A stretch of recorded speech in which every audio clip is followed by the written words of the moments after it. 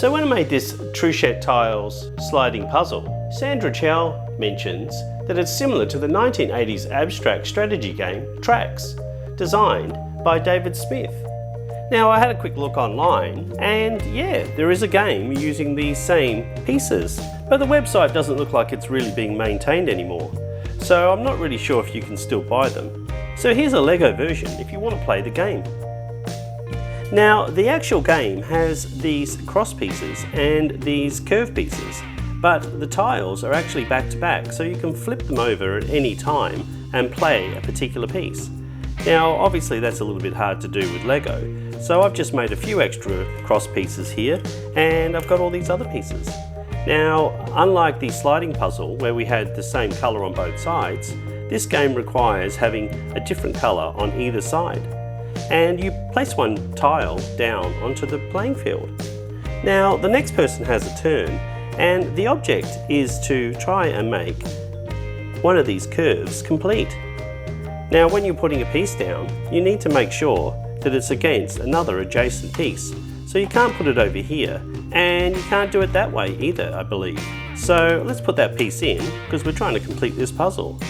So we'll just keep playing it and now yellow's having a turn. Now white wants to have a turn. Yellow's going to try and get this piece around here.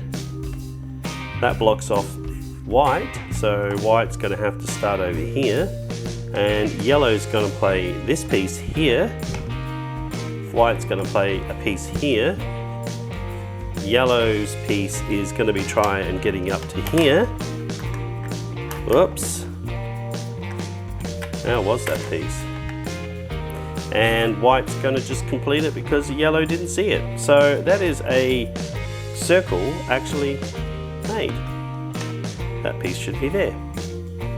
Now if yellow had some more time, well they could have continued on and maybe try to get around to this other side here. But well, they didn't in this case. If you want to see how this Trax game is made, well then hang around and let's do this. Okay, to make the Trax game, you'll need the following pieces. Now, this is just for the baseboard, so let's go ahead and put that together. It's the same size as the sliding puzzle that I did a little while ago. But instead of putting on the special edges, we're just going to use standard Lego bricks.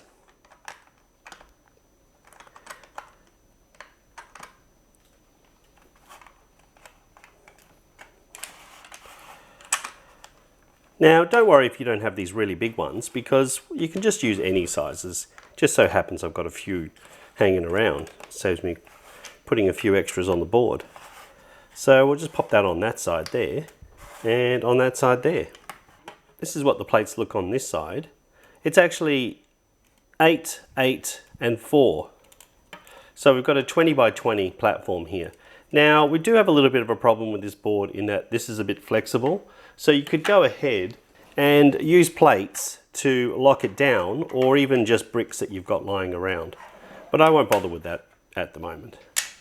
Okay, so let's just put on some tiles to make it look nice.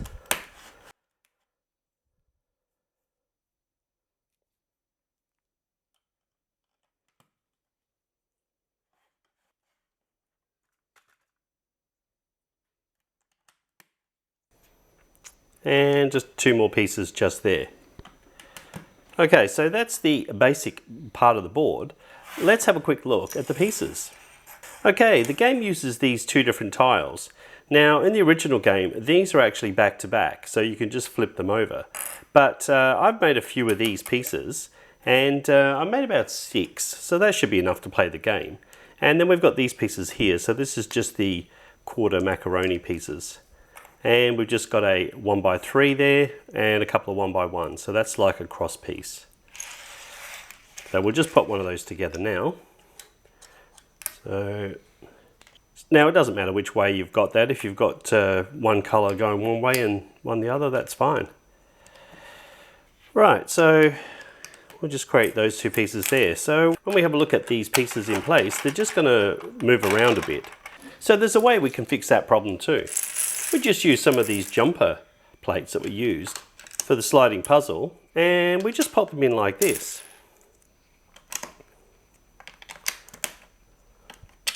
Just offsetting by 1 each time.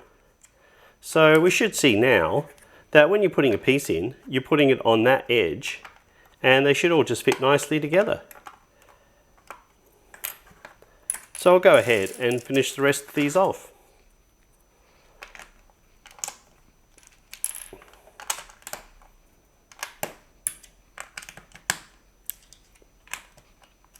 Okay, and now we're done. So I'll just get those other pieces.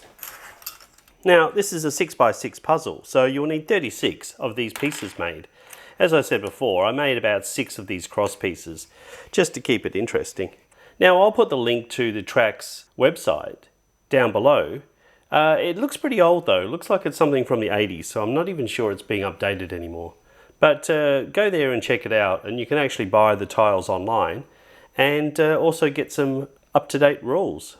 So have fun with your new Lego game, and until next time, it's bye for now.